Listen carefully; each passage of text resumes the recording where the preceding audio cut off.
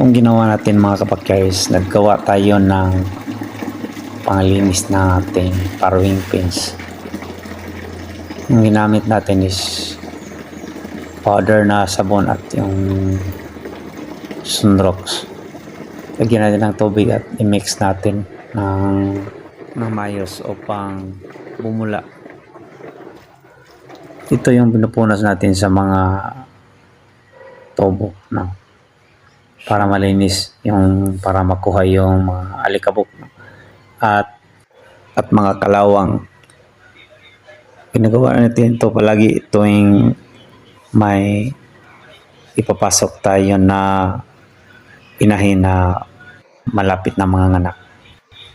Napakalinis na ng ating mga tubo.